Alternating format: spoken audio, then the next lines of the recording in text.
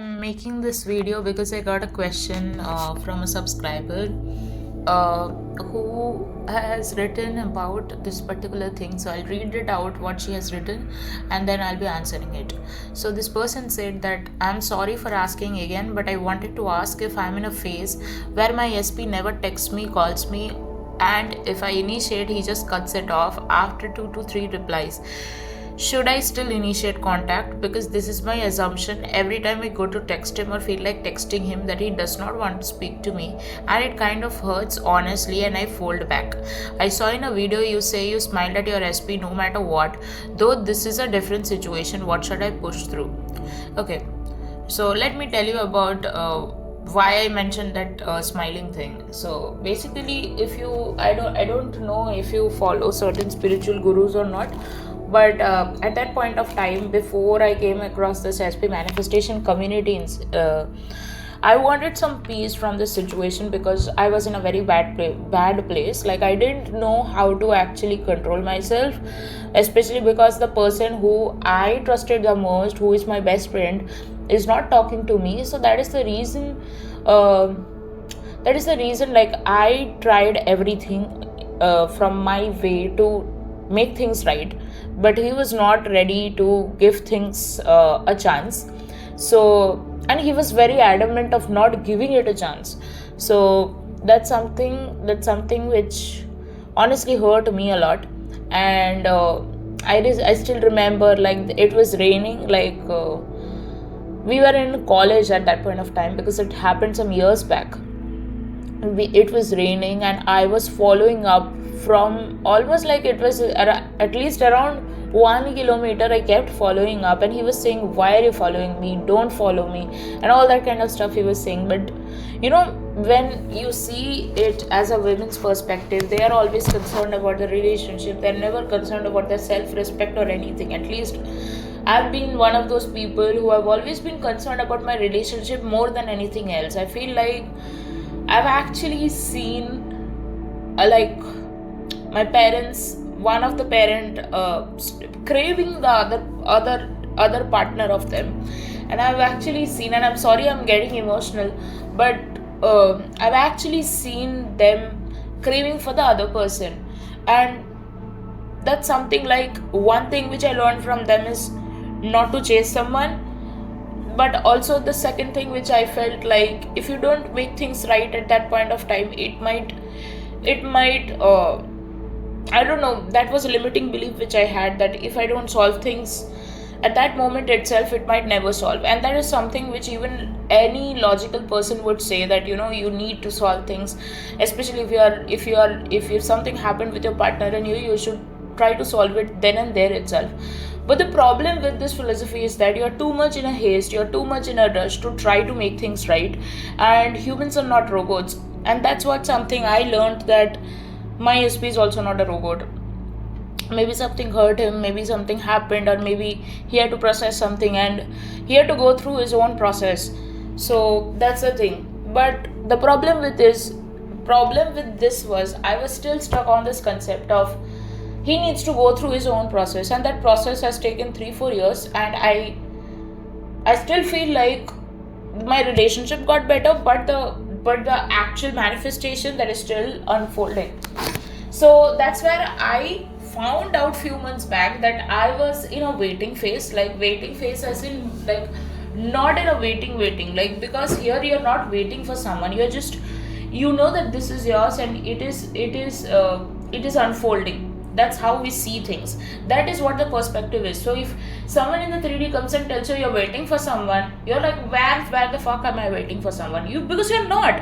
So for example, if you want to go to Goa, I suppose you are an Indian, so just giving an example, that you suppose want to go to Goa.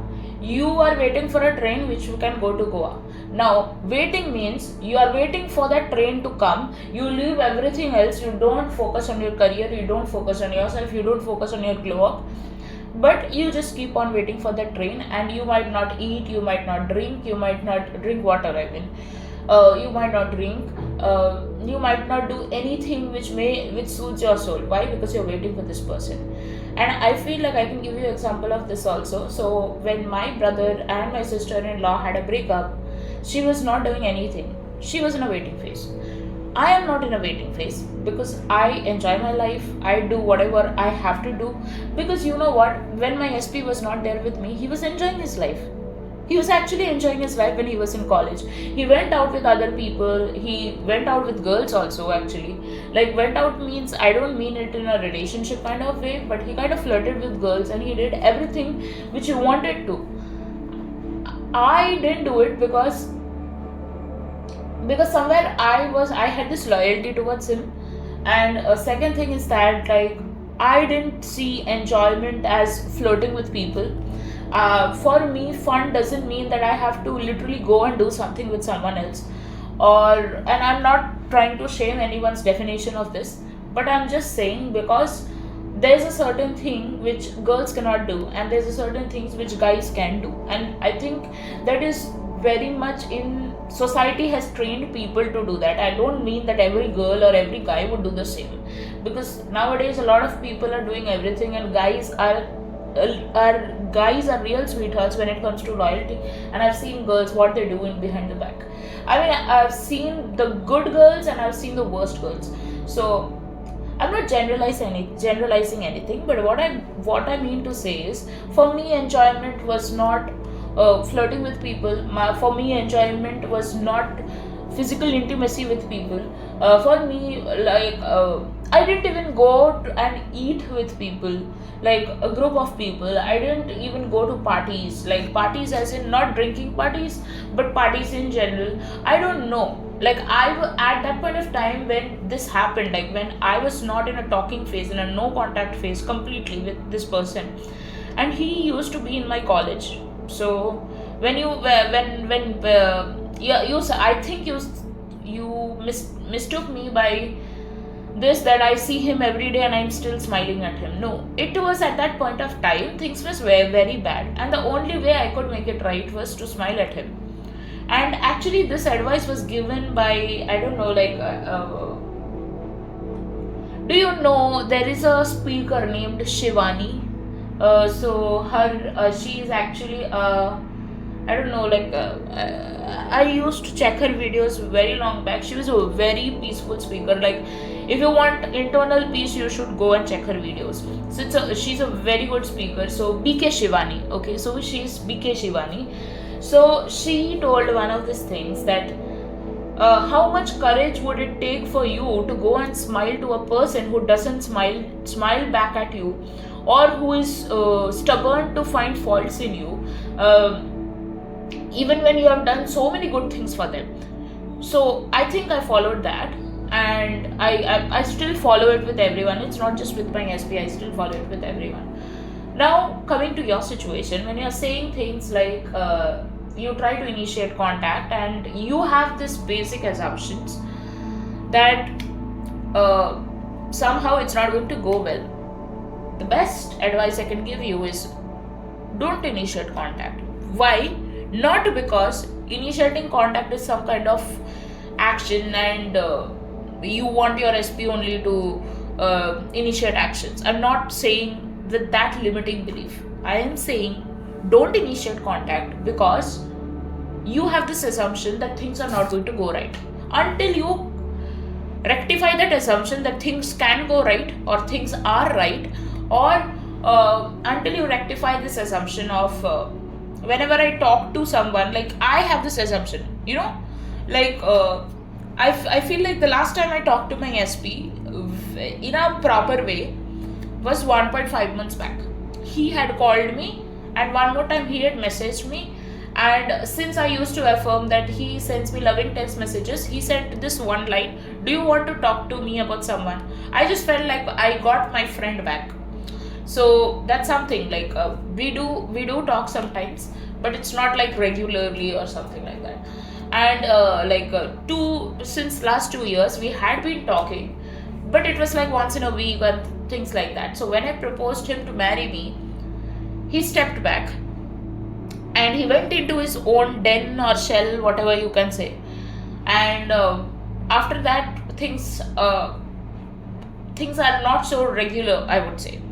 So the last time he came to talk to me, he said this one line, and it kind of confirmed to whatever assumption I was uh, having. And there are many other things which, like whatever I was affirming, he was confirming. He didn't know what my affirmations were, but he was confirming. So which is like a direct proof that whatever you affirm, if you believe it, it will happen. Second thing is that uh, since you have this assumption that whenever you message this person, things are not going to go well. That is why I'm saying that until you rectify that assumption, or until you go into your own mind, do this root cause analysis why you feel this way. Most probably it is because you are carrying some old stories, and that is what you need to let go of. Until you let go of the old stories, nothing will happen. So yesterday only I was talking about, like, I met someone who is around 35 or 34, I guess. So she has gone through a divorce, and so her story was, she had a lover. I don't know, like lover or a boyfriend, I don't know that. Like, she was unable to define that. She had told me this story long back, but let me clarify that. So yesterday I met one of my college friend, who is like my colleague also now, but she's in a different department. So she was saying this thing that, like, I knew her story. So she got married to someone who is not the person she loved, and the reason she could not marry the person she loved was because this person wouldn't say anything when it came to marriage. And her father felt very cheated, by all these kinds of things, that her lover doesn't want to marry her. So she got married to someone else, something like that. And that guy was a total asshole. Like, he was a creep. He used to keep on seeing her text messages and calls, whoever she would call to. She wouldn't allow him to talk to any male friends or anything like that. And I think this is a very wrong assumption, especially if you come from a conservative background, I would say.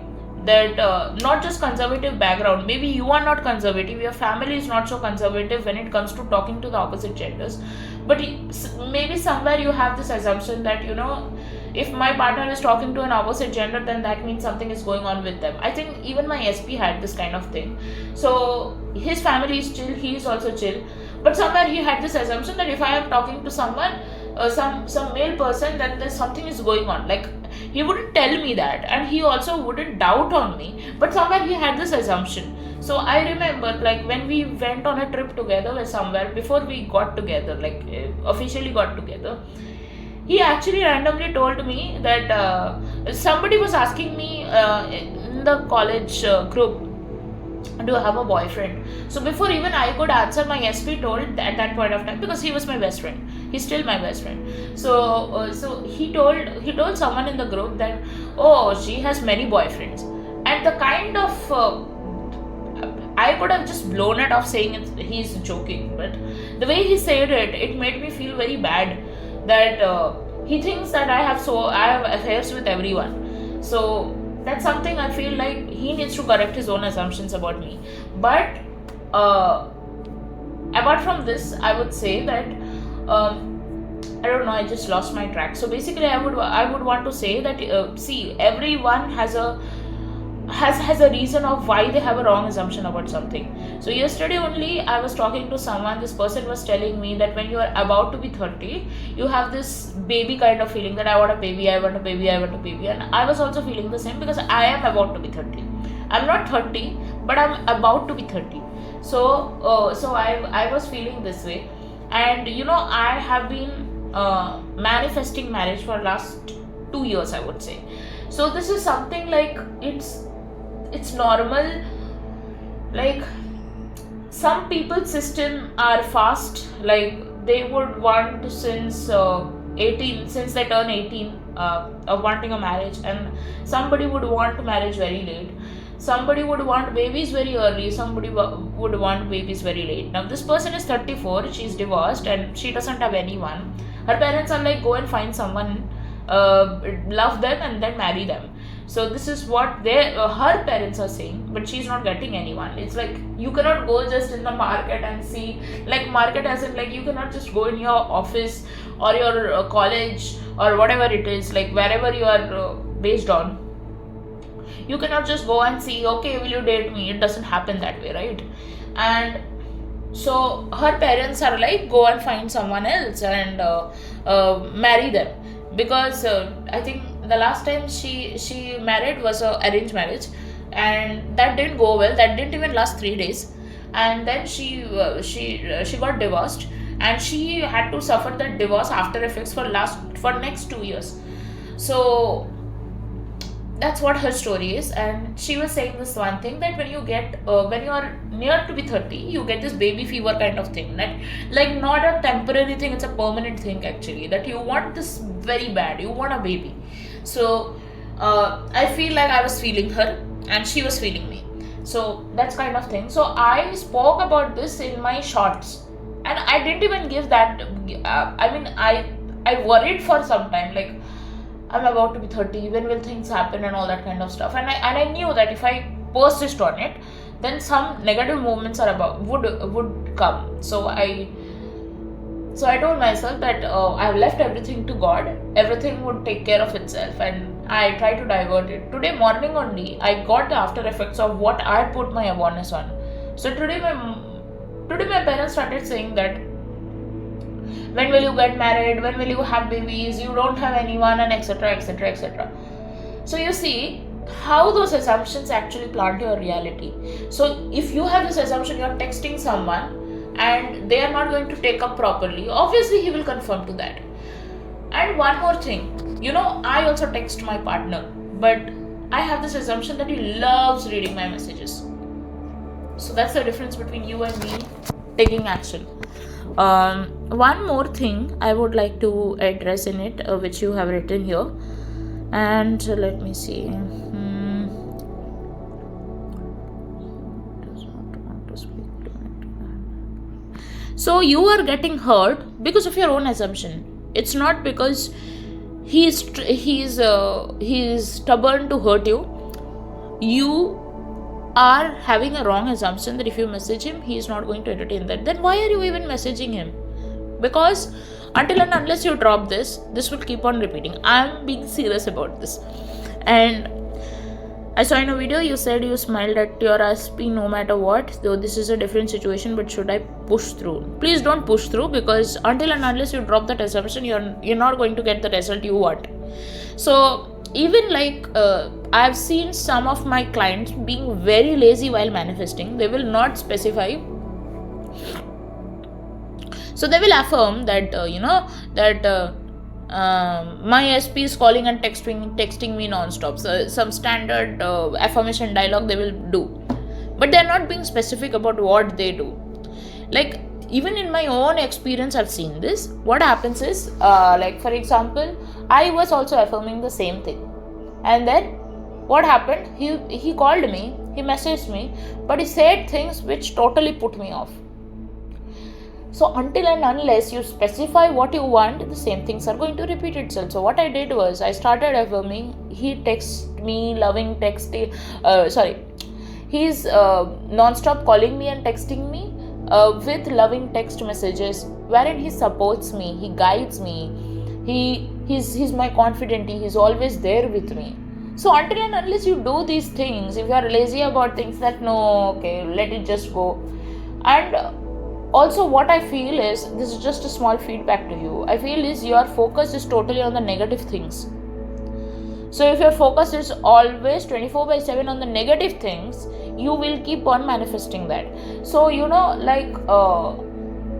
I can lecture on this for almost I can lecture on this for almost 24/7. I have so much content on it, I have so much experience to share with you.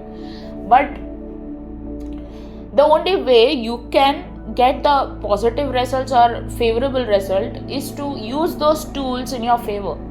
So there are so many affirmations, there are so many visualization in my channel. You can do it. Try to discipline yourself. Like for example, in a day I'll do this visualization. I'll find some time. It doesn't even have to be like before going to sleep or getting up in the morning. No, You can do it anytime you want. Whenever you feel like your subconscious mind is receptive to taking instructions, do that, because that is very much necessary. It's very much necessary to discipline your life. There's no other way through this, because everybody of us are going through in some or the other kind of situation which is not in favor.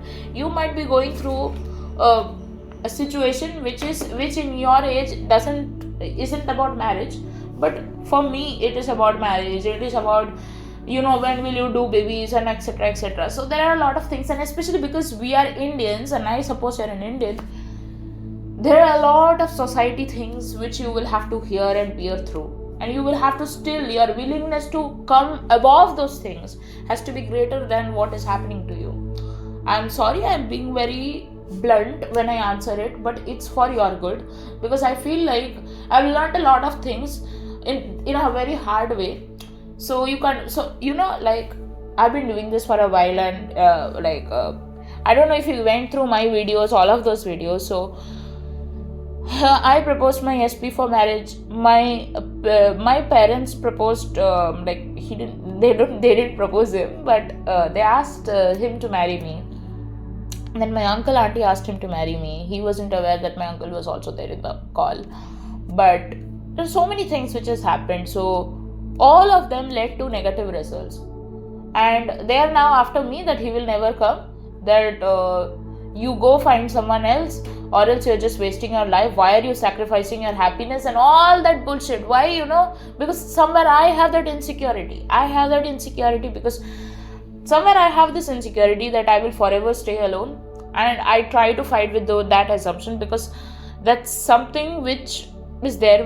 Then sometimes parents see wrong examples, like somebody is around 37 years of age, they're not finding someone. And to be honest, I would say that our country is seeing a lot of positive love marriages, but what is happening is people of our generation, they are endorsing arranged marriages, especially when they know that something is, for example, my SP, he loves me.